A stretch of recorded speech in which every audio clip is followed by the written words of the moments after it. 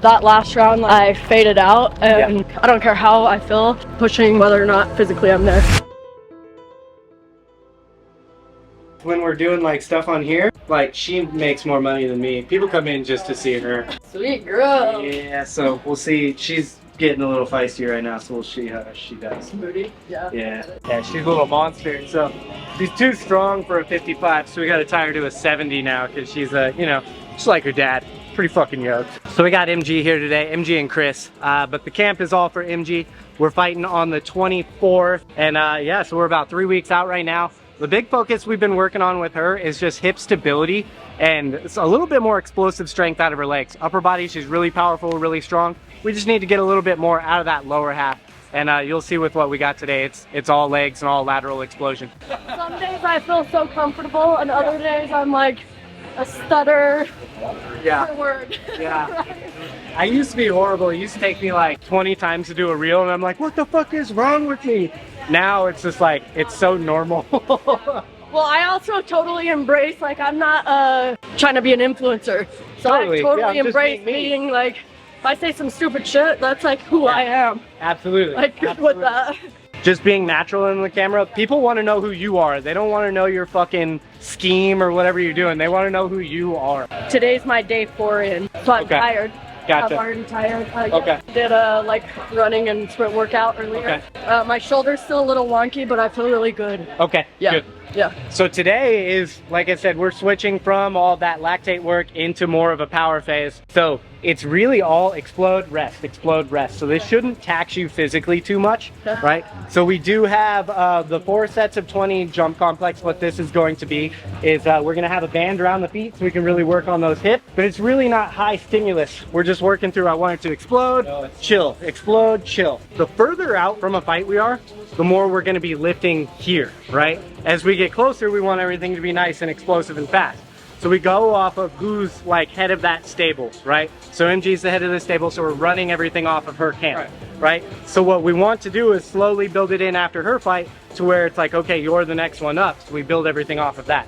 Further out, it's more weightlifting. Like you've come in for one other class, you've come in somewhere, it's like you're lifting quite a bit, right? Yeah. And then it slowly tailors into what we need for a fight. Sometimes focusing on the smallest things can make the biggest impact in our training, especially when you have an athlete like MG. She's not new to this sport. She's been doing it a long time. She's very, very good at what she does. All the big pieces are already laid down. What we really need to do is work on those small things. And for her, that's the ankles and feet. She broke her ankle and just never really gained back that stability all the way. So a lot of our training, even though we're doing big dynamic movements and strong, powerful movements, everything is focused on getting that ankle to fire correctly and get it moving in good movement patterns.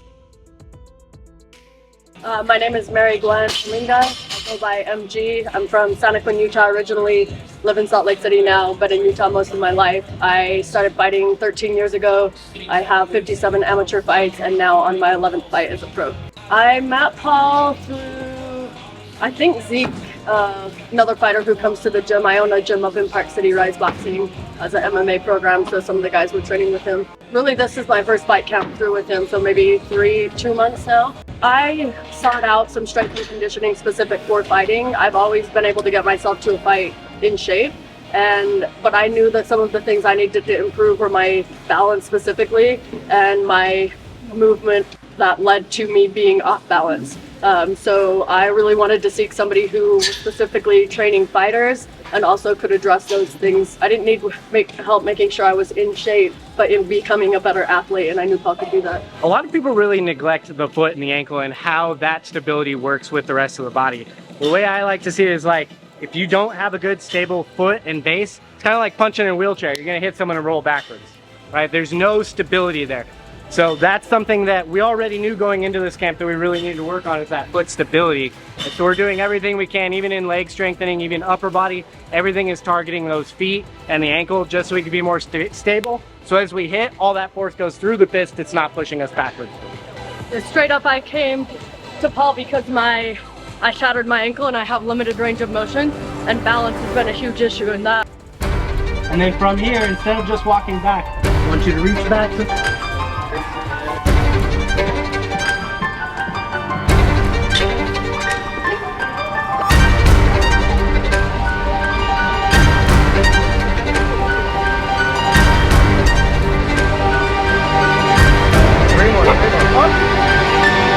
So now we've gotten rid of that little extra movement.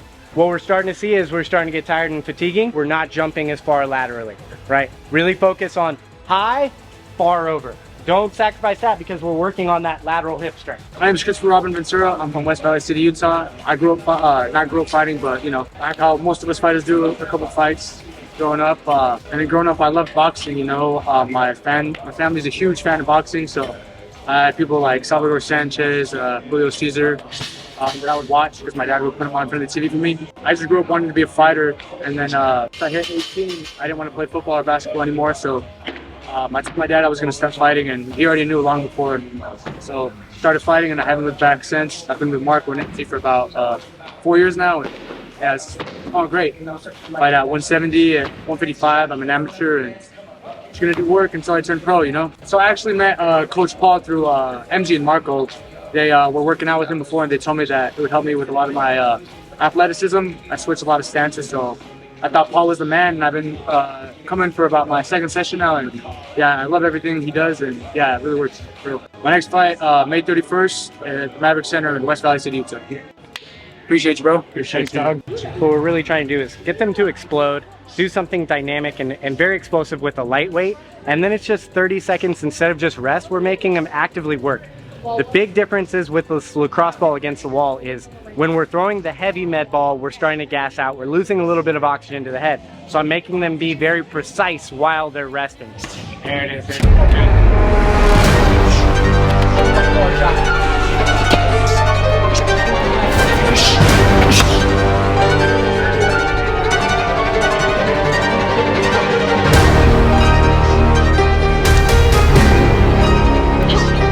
Two, one, last round.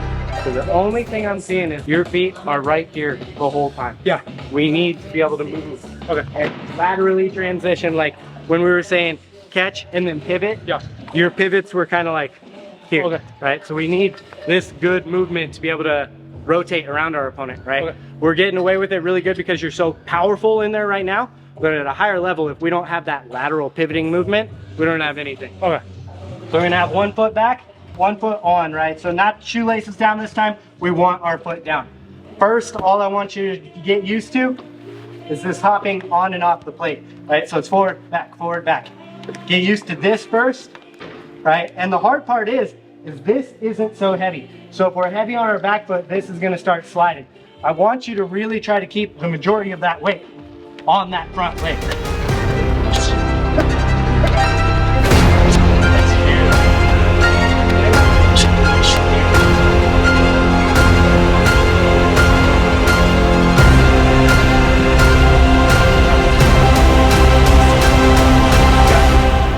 So now that we've built up a lot of hip power with the first couple drills we're doing, we're getting that really fast movement on 1 foot with that staggered stance. And what that does is cause a lot more instability into the ankle and the hip, which we're trying to fix. The other thing that MG pointed out is that is high hip flexor tension, popping that foot in and out, going right into hip extension. This is really just isolating the whole hip girdle and making everything stronger.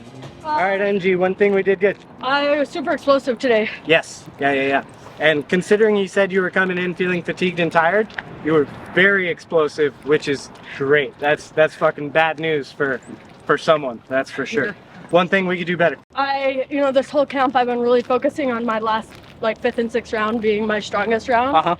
And that last round, like my last 10 set, I faded out, and that is something that I don't care how I feel, I want to be pushing, increasing my stamina, increasing my push as a mental game, whether or not physically I'm there. Absolutely, yeah. Woo! Yeah. I'll take it. One thing we did good, Chris. I felt like I was pretty explosive. Yeah. I switched stances a lot, so I felt like I was doing all right at the footwork, but For sure, yeah. No, the footwork is good.